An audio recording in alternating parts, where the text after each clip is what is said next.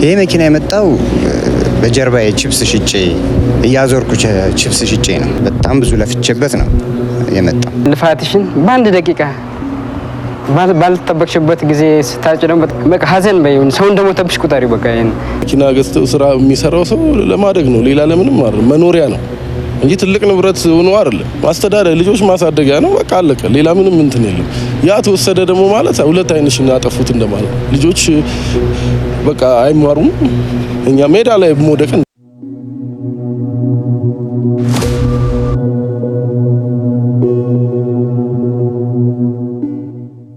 የወንጀል ድርጊቶች በየትኛውም የዓለማችን ከተሞች ትላንትም ሆነ ዛሬ እየተፈጸሙ ይገኛሉ። የወንጀል አፈጻጸም አይነታቸው ይለያይ እንጂ በተለያዩ ቦታዎች ለሚከሰቱ የወንጀል ድርጊቶች የተለያዩ መነሻ ምክንያቶች ያላቸው መሆናቸው የሚታወቅ ቢሆንም በተለይም በአሁን ሰዓት የመኪና ስርቆት ወንጀሎች እየተስተዋሉ ይገኛሉ።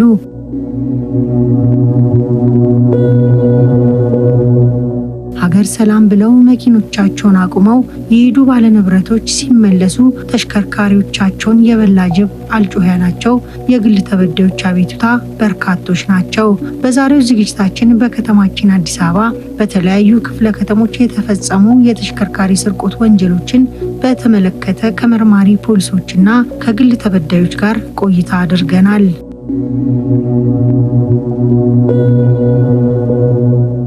መኪኖቻቸው የጠፋባቸው የግል ተበዳዮች ተሽከርካሪዎቻቸውን አቁመው በስራ የደከመ አእምሮንና አካላቸውን ለማሳረፍ፣ ጉዳይ ያላቸው ደግሞ ጉዳያቸውን ጨርሰው ወደ መኪኖቻቸው ሲመለሱ ካቆሙበት ቦታ በማጣታቸው በአቅራቢያቸው ላለ ፖሊስ ጣቢያ ሪፖርት አድርገዋል። ቀን ስራውዬ ማታ ማሳደሪያ ቦታ አሳደርኩና ጠዋት እንደለመድኩት ስነሳ ወደ ስራ ልሄድ ሳይ መኪናውም የለም፣ ጥበቃዎቹም በቦታ ላይ ነበሩ።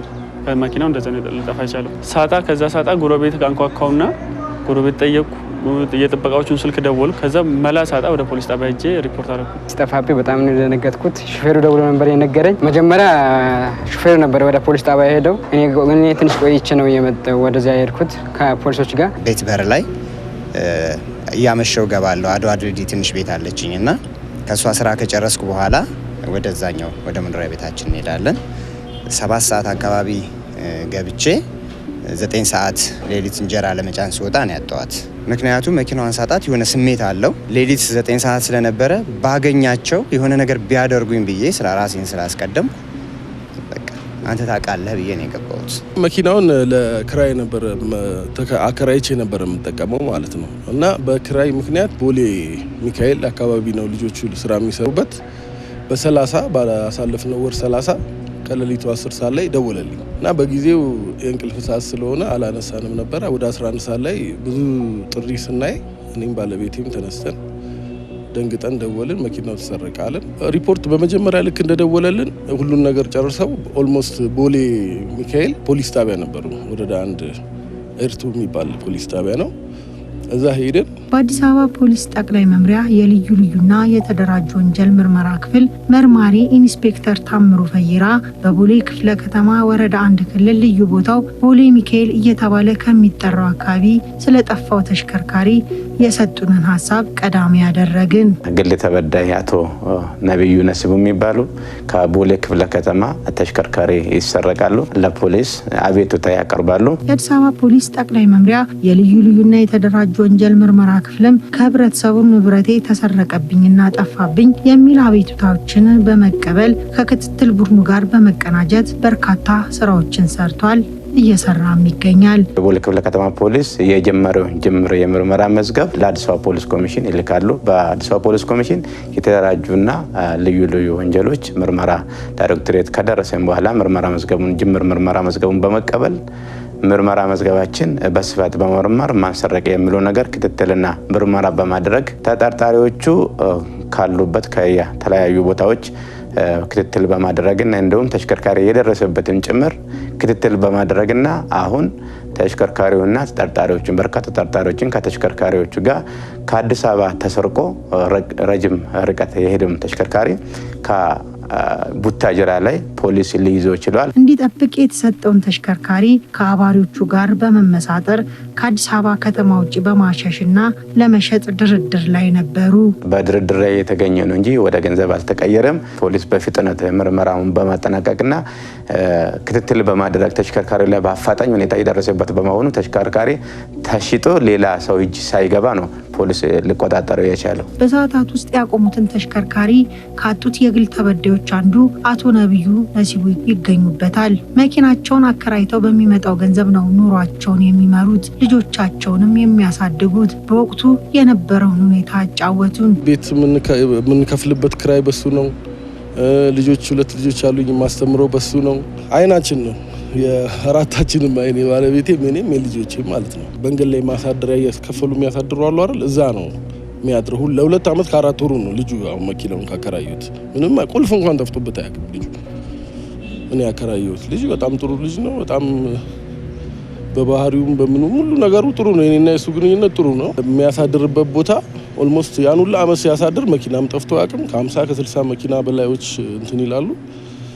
የዛን ቀን ግን ሰውየው ኦልሞስት እንቅልፍ እንተኛው ነው የሚለው፣ እንቅልፍ ወሰደኝ ነው የሚለው። ያለው ሞመንት ሌሊቱን ሙሉ አዳር በቃ አዳር አይደለም። እኔም ሳም አልተኛንም፣ ቁጭ ብለን ያልነው ምንድነው የሚደረገው ከዚህ በኋላ ይሄ ነገር ቢቆይ የሚቀጥለውን የቤት ኪራይ መክፈያ የለም። ስለዚህ ምንድነው የምናደርገው የሚለውን ተወያየን። ኦልሞስት ነጋ በዩ ቁጭ ብለን አንድን ንብረት ለማፍራት በርካታ ውጣ ውረዶችን በማሳለፍ ነው ተስፋ የተጣለበትና መተዳደሪያ ነው የተባለው ንብረት ሲጠፋ ደግሞ እጅግ ልብ ይሰብራል። በጣም ከባድ ነው። ውጣ ውረድ አለው ያለምንም ድጋፍ። አንዳንዴም የሰው ድጋፍ ወንድሜም ድጋፍ አድርጎልኛል ይሄ መኪና እንትን ለማለት በታላቅ ወንድም አለኝ። በስም ድጋፍ እኔም ትንሽ ባፈራሁት ነገር አድርጌ ነውና የሰውም ወንድሜም ቢሆን የሰው ፊትም አይቼ ነው ያገኘሁት። በተያዙት ተጠርጣሪዎች ላይ የምርመራ መዝገብ በማደራጀትና በማጠናቀቅ ለሚመለከተው የፍትህ አካል መላካቸውን ኢንስፔክተር ታምሩ ፈየራ ይገልጻሉ። ምርመራን ከመጀመሪያው ጀምሮ ክፍሉ አቃቤ ሕግ ከፖሊስ ጋር በጋራ በማሳተፍና በመስራት ምርመራ መዝገቦችን ከስር በማትና አቅጣጫዎችን ጭምር ከፖሊስ ጋር እየተወያዩበት ዲስከስ እያደረገ ምርመራ መዝገቡን በማጣራት ለክፍሉ አቃቤ ሕግ በመላክ ተጠርጣሪዎች ላይ የተጀመረው ምርመራ ውሳኔ የማሰጠት ስራ በሂደት ላይ ይገኛል። በከተማችን አዲስ አበባ በተለያዩ የስራ መስክ ላይ በመሰማራት የራስንና የሀገርን የወደፊት ራዕይ በማየት ለስራ የሚጥሩ እጆች ከዕለት ወደ ዕለት ቁጥራቸው ጨምሮ በመስራት ላይ ይገኛሉ። ከዚህ በተቃራኒው ደግሞ ይህንን ድካምና ልፋት ወደ ጎን በመተው ሰው ለፍቶና ግሮ ያፈራውን ሀብትና ንብረት እንደ ራስ ንብረት በመቁጠር ከቆመበት ሰርቆ በመውሰድ የሚሰወሩ ግለሰቦችም አልጠፉም።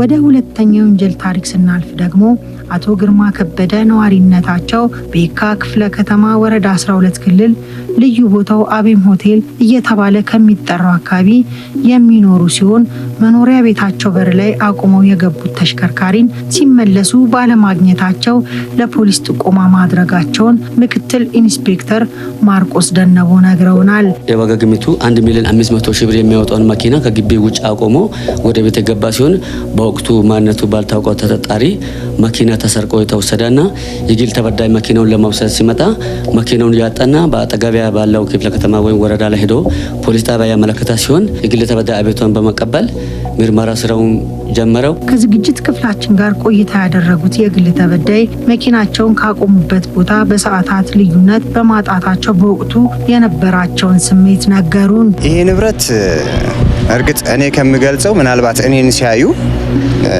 የፒያሳ 4 ኪሎ ካዛንቺስ አቧሬ ህዝብ በስራ ሰዓት ያውቁታል እንዴት እንደመጣ ማለት ነው። ይሄ መኪና የመጣው በጀርባዬ ቺፕስ ሽጬ እያዞርኩ ቺፕስ ሽጬ ነው። በአዲስ አበባ ዙሪያ በጣም ብዙ ለፍቼበት ነው የመጣው። በጣም መስዋዕት ከፍለንበታል። እኔ ባለቤቴ፣ ልጆቼ። ባለቤቴ ሌሊት ትሰራለች፣ እኔ አዙሬ እሸጣለሁ እና የቤተሰቤ የጥምር ልፋት ውጤት ነው። ፖሊስ የወንጀሉ መፈጸም ሪፖርት ከደረሰው ሰዓት አንስቶ እቅድ በማውጣት ወንጀሉን ማን ፈጸመው፣ የተሰረቀው ተሽከርካሪ ሲት ደረሰ የሚለውን በማጥናትና የምርመራ ክፍሉና የክትትል ቡድኑ በመቀናጀት በርካታ ስራዎችን ሰርቷል። በክትትልና በምርመራ ቡድን በተደረገው በብርቱ ክትትል የግል ተበዳይ መኪና ከአዲስ አበባ ወጥቶ ክልል ላይ የተገኘና በተደረሰው መረጃ የግል ተበዳይ መኪናውን ከቡታጀራ ከተማ የተያዘና ከክልል ወደ አዲስ አበባ በማምጣት ምርመራ በማጣራት የግል ተበዳይ መኪናውን ህጋዊነቱን በመረጋገጥ መኪና የሱ መሆኑን ሻንሲና ሞተር ቁጥር ተመርምሮ ኤግዚቢት በማድረግ ለግል ተበዳይ መኪና የተመለሰ መሆኑን በስንት ልፋትና ጥረት የገዙት ተሽከርካሪ በመጥፋቱ አዝነው የነበሩት አቶ ግርማ የመኪናቸውን መገኘት ፖሊስ ደውሎ ሲነግራቸው የነበረው ደስታ የኔ ብቻ አልነበረም በማለት ገልጸዋል። ምን ልበልሽ የደስታ ገደብ የለውም። ማመን አልቻልኩም ነበር ፎቶዋን እስካይ ማለት ነው። ከኔ የበለጠ ግን የእውነት ነው የምነግርሽ የአካባቢው ሰው ደስታ ከኔና ከቤተሰቤው በላይ ነው የእውነት። በተያዙት ተጠርጣሪ ግለሰቦች ላይ የምርመራ መዝገብ በማደራጀትና በማጠናቀቅ ለሚመለከተው የፍትህ አካል በመላክ ውሳኔ ለማሰጠት በዝግጅት ላይ መሆናቸውን ምክትል ኢንስፔክተር ማርቆስ ተናግረዋል።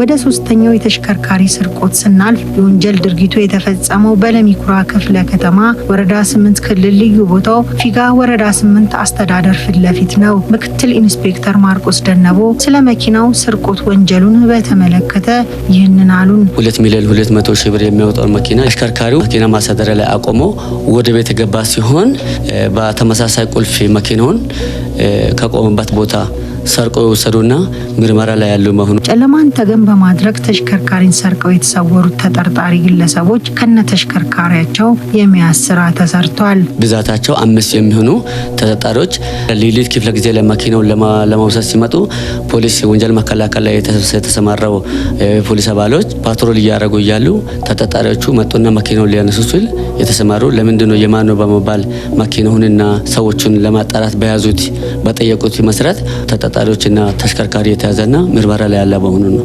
የተሽከርካሪው አሽከርካሪ ወጣት ኖላዊ ስጦታውና የመኪናው ባለቤት አቶ ደሳለኝ አስማማው ተሽከርካሪው በመጥፋቱ ድንጋጤ ውስጥ ገብተው እንደነበርና ተሽከርካሪው ተገኘ ሲባል ደግሞ የነበራቸውን ደስታ ገልጸዋል። በጣም ነው የደነገጥኩት። ልክ ሳጣ በቃ ምን እንደማደርግ ግራ ገባኝ። በድንጋጤ ነው ወደ ፖሊስ ጣቢያ ሮጬ ሄድኩት።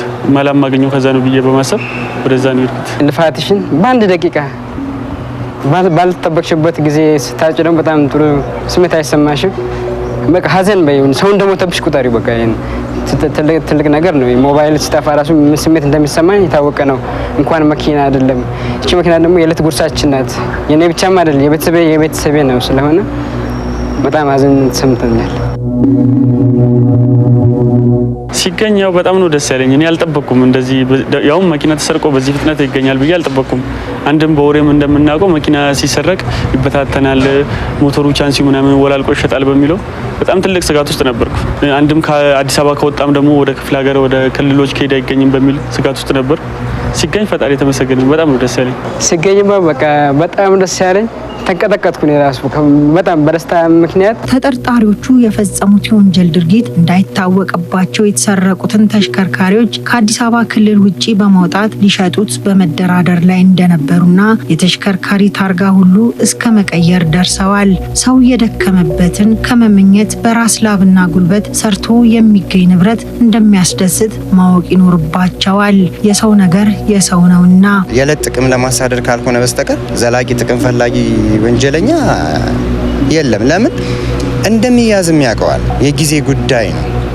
ግን አሁን ወንጀል ፈጻሚዎቹ ትንሽ ማስተዋል የሚያቅታቸው ብዬ የማስበው የጠፋው ሰው እንባ የጠፋው ሰው ሲቃ ቢገባቸው ያ ሰው እንዴት ለፍቶ እንዳመጣው ያ ንብረቱ ሲወሰድ ደግሞ ምን ያክል ተስፋ መቁረጥ እንደሚያጋጥመው ቢረዱ እርግጠኛ ነኝ ወደ ወንጀል የመሰማራት እድላቸው ይቀንሳል ብዬ አስባለሁ። የራስን ጥቅም ባያስቀድሙ። መኪና ገዝተው ስራ የሚሰራው ሰው ለማደግ ነው፣ ሌላ ለምንም አይደለም። መኖሪያ ነው እንጂ ትልቅ ንብረት ሆኖ አይደለም። ማስተዳደር ልጆች ማሳደጊያ ነው። በቃ አለቀ። ሌላ ምንም እንትን የለም። ያ ተወሰደ ደግሞ ማለት ሁለት አይንሽን ያጠፉት እንደማለት ነው። ልጆች በቃ አይማሩም። እኛ ሜዳ ላይ መውደቅ እንደማለት ነው። የሰውን ላብ የሰውን ገንዘብ የምትፈልጉት እባካችሁ እላችኋለሁ። እባካችሁ በትንሽም ቢሆን በራሳችሁ ላብ ሰርታችሁ ተጠቀሙ። አደራችሁን ራሳችሁን ቆጥቡ። ወደ ስራ ሄዱ ነው የምላቸው። እነዚህን ተሽከርካሪዎች ለመያዝ ፖሊስ ከፍተኛ መስዋዕትነት ከፍሏል። ባለንብረቶችም ይህንን ንብረት ለማፍራት ብዙ ውጣ ውረዶችን እንዳሳለፉ ነግረውናል። የግልም ሆነ የመንግስት ተቋማት የጥበቃ ሰራተኞችን በሚቀጥርበት ወቅት የተቀጣሪውን የኋላ ታሪክ ማወቅና የሚያቀርቡትን ማስረጃ ማረጋገጥ ይገባል። ህብረተሰቡ የጥበቃ ሰራተኞችን ሲቀጥሩ ከመጀመሪያው ጀምሮ እነሱ ያላቸው የባክግራውንድ የማጥናትና ከመቅጠራቸው በፊት ያቀረቡትን ሰነዶች እውነትነታቸውን የማረጋገጥ እውነትም የቀረበው ግለሰብ እውነትም ተቸግሮ የስራ ጥበቃ ሰርቶ ራሱን ለመለወጥ የመጣ ሰው ስለመሆኑ በአንክሮት መከታተልና ማጣራት አለባቸው የሚል ነው የማሳስበው። አልተጠነቀቁም የእውነት እና ማንኛውም ህብረተሰብ ንብረት ያለው አነሰም በዛም ሳይል የራሱ ጥንቃቄ ቢወስድ የራሱ ጥንቃቄ ወስዶ ከአቅም በላይ ለሆነ ነገር ምንም ማድረግ አይቻልም። ግን ቅድሚያ የራሳችን ጥንቃቄና የራሳችን ጥበቃ ቢቀድም ፖሊስንም ከስራ ጫና እናቃልለታለን፣ እኛም ጠፍቶ አንጎዳም ብዬ አስባለሁ።